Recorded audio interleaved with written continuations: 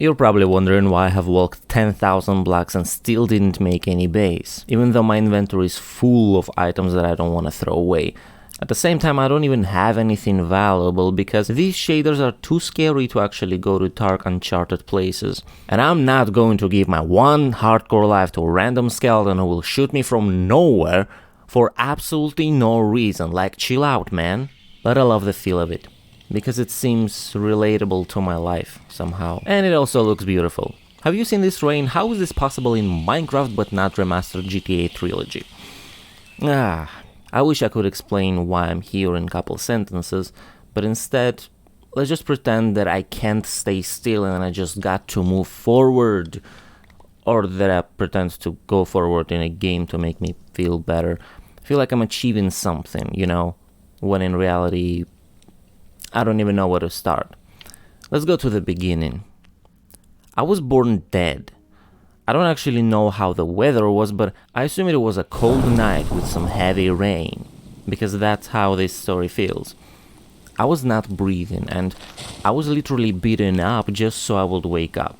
It didn't work for a long time, but then the main doctor, who's been watching from behind and having a cigarette in a hospital, decided it would be a great idea to breathe that smoke into a newborn baby. I was concerned for my life since I've seen a lot of ads during 9 months of coma about lung cancer that develops because of cigarettes, you know? I was so angry that I woke up and was about to beat up all the doctors back. That was first and last cigarette of my life. Well, I tried it one more time when I was 12 or so, but I just didn't get it. It tastes like regular paper. Really don't know what y'all found in it. And not even one person has ever had a valid argument to smoke. But anyway, I started crying, which to everyone basically meant that I woke up, right? And no one even thought of dimming the lights so my eyes don't hurt. After all, it's the first time my eyes could see any light. Of course it's painful. It's like I've been sleeping in darkness for 9 months and then decided that I need to go to the bathroom. Then turned the light on and stared at it for a full minute. This should have sounded like a happy ending, but I can feel that bittersweet taste of the other side of the coin. I should have not survived that. In a week or so, I passed out again. And it was a Saturday, so most doctors were spending some time with their families or mistresses. I don't really know some of the details, but apparently I needed some medicine shot that was in a locked closet. And only the main doctor had the key to it. We're talking about almost 30 years ago, by the way. We're talking about over 20 years ago, by the way. There was another kid that was born next door, and something was wrong with her. She had some body defects, some sort of disability. I can't even imagine how it looked like, but it was enough to make the main doctor come on Saturday night to make a shot that would kill her. She said no kid like that would ever leave her hospital. At the same time, father of that kid was from some mafia or something, or just had a lot of friends with guns. So the hospital was filled with armed people trying to save the life of that kid. That kid with disability was the reason the doctor with the key was in the hospital that night, and I got my shot.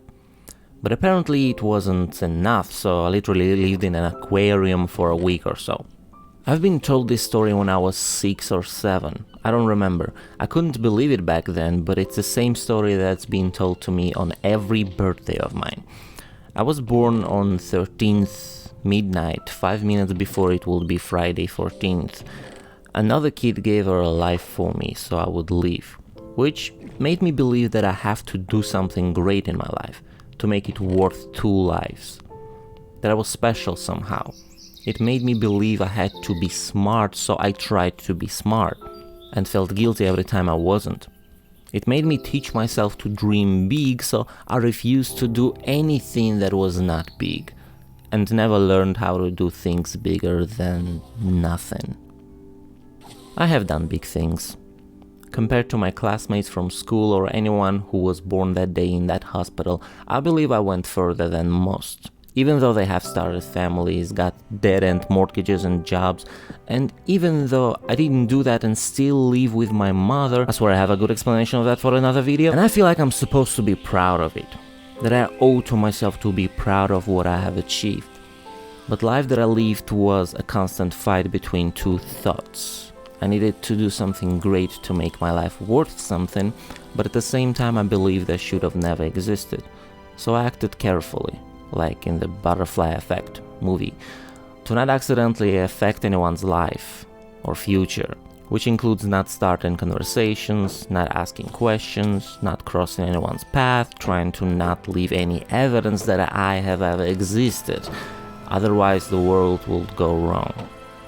I'm sorry for 2020, but I grew up like that, and now I'm fighting my habits that I built. Trying to find a way to make a difference so my life would count, you know? So you should definitely subscribe to this channel and send me some money. I know that there's gonna be new people in the future, and they might feel like I felt. So I want to do everything that is in my power to make them not have all the difficulties in life that I had. These two opposite sides of this story are constantly fighting each other in my brain at all times, pushing weight on my shoulders to find a way to do it, making me feel guilty because I can't find that way. At the same time, I'm giving up on all the ideas just because it's too hard for me to do, and finding an excuse, or maybe it's the truth, that I don't have to do it. I can just try to enjoy my life, be normal, and get out of this cage that I trapped myself in. So here I am today, imitating living my problems and killing time just so it goes faster. Living a fake life of a character that is someone else, somewhere else, just to not feel that pressure of making big boy steps. And every time I stay somewhere and make a base or something, I end up doing the same things that are just most efficient and safe because I feel obligated to do so, and then just quit because it was all the same, and I need something else, starting all over. There is a theory of time that comes from human brain studies. Apparently we combine similar memories together, which often makes us mistakenly remember things that happened in wrong places. It mixes our memories, makes us not remember things that happened multiple times, makes us act the same way we have acted before, following our habits. But the scary thing is that if all similar memories are combined into only one... Don't even know how to explain this. If all similar days are just only one day in my memory, I just want to leave. I just want to go and see new things constantly, because otherwise time passes by and I don't remember it. I don't feel it. I want to be alive and free, but also I feel obligated to make everyone know everything that I know. And so I was leaving something, going further, and sitting in my room all this time, doing the same thing as always, pretending to be somewhere else. Subscribe and watch other videos, or I will never fix your brain after this. Do it! I'll put out this next try. I won't be done with it, nor can I give up. I was fed up with this. I tried, but I'm stuck in endless pursuit of ways to make the existence worth at least half-life, though they portray me naive when I'm just trying to treat them how I expect, to be considered through mistakes and odds that you didn't hear it, through all assumptions that make my words think before leaving Martha's cage with the guard I'm proud to, melt the bars I'm about to, like a beehive outdo rich guys who scam all the newbies with showbiz. Let's get world peace. Can't you see, guys, to fix the lack of bravery, to be stupid and risk the food you have, you need to give up to be what you were before it blows you apart. You gotta stop seeming smart or cool, whatever you're at. Please me wake up from destructive coma, try to have fun, don't schedule life because it makes it go faster, I don't know.